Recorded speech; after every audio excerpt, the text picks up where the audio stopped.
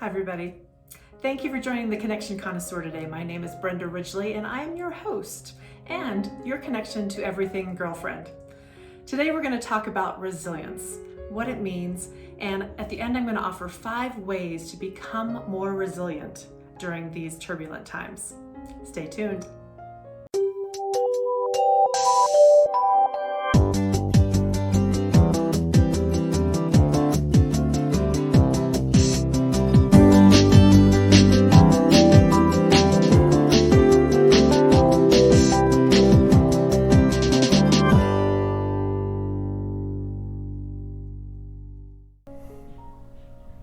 Recently, I had an opportunity to talk with a reporter named Savio Clemente. He was doing a piece on how to be resilient during difficult times.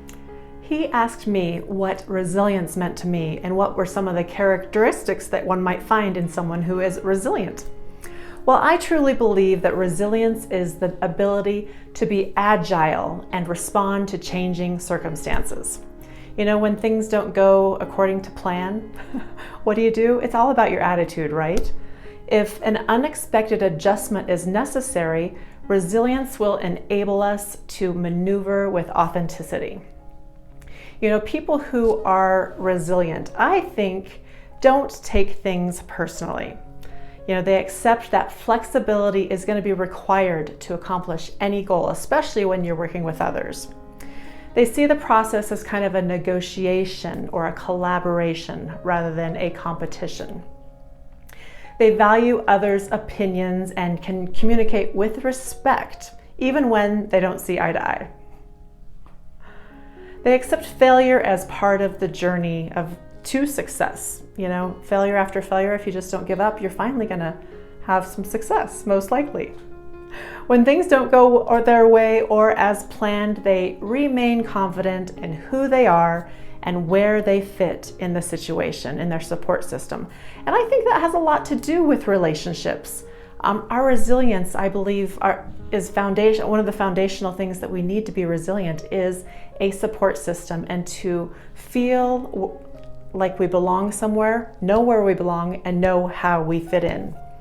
So, knowing your place in the world and how you fit in will allow you to, when things happen to you, it just becomes a bump along the road rather than a total detour.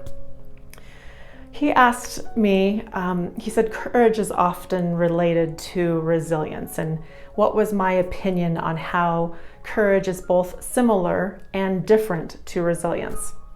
I shared that one could argue that it takes courage to be resilient because often it requires a lot of courage to step out of your comfort zone and do something new, right?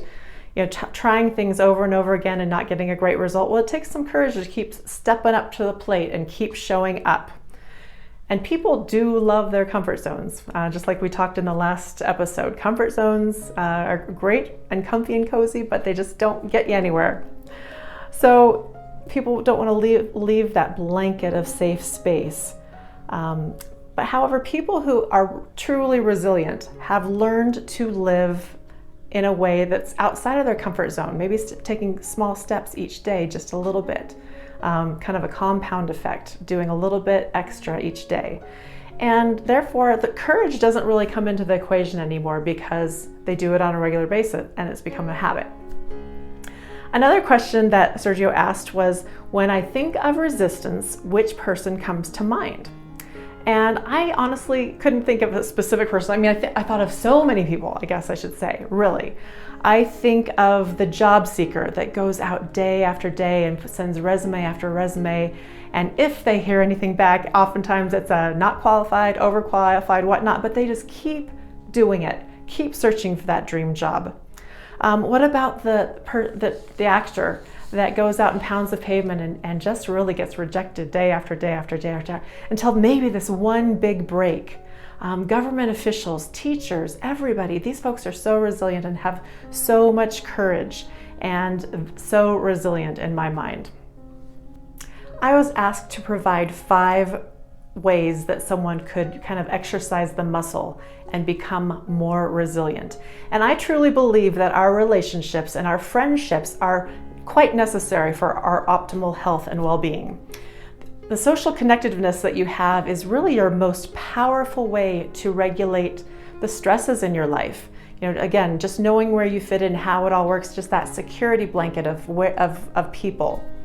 And proximity to someone that you know and that you're securely attached to is really the most effective way to calm yourself when you get stressed out. So to be resilient, I suggest that we need to grow and build our friendships and deepen our connections on a regular basis with intention.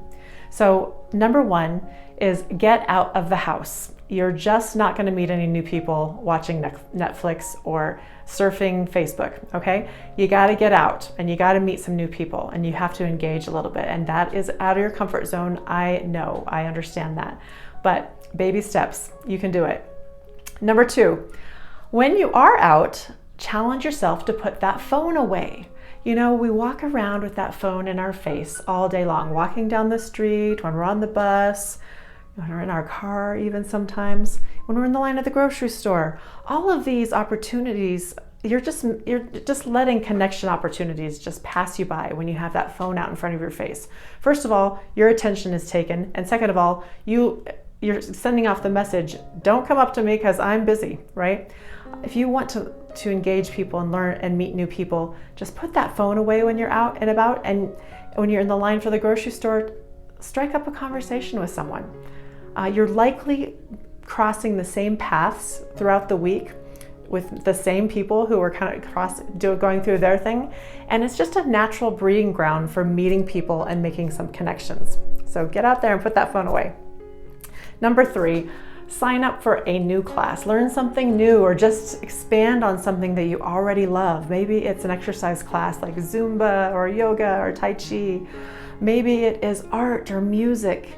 Maybe it's bike riding or doing something, or even getting out into the community and just helping out.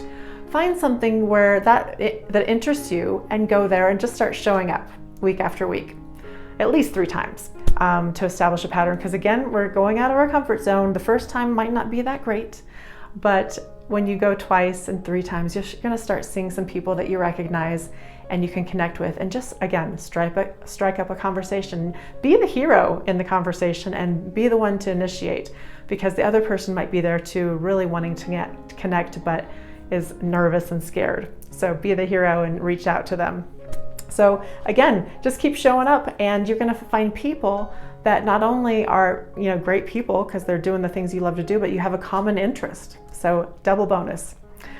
Number 4, again, open up a conversation with a stranger. This is kind of tough, right? It's kind of scary to get ourselves out there. But if we go in with a strategy and we use a method called insight and question, it's a conversation starter where you just maybe bring up a topic of interest and then you ask what their opinion is of it.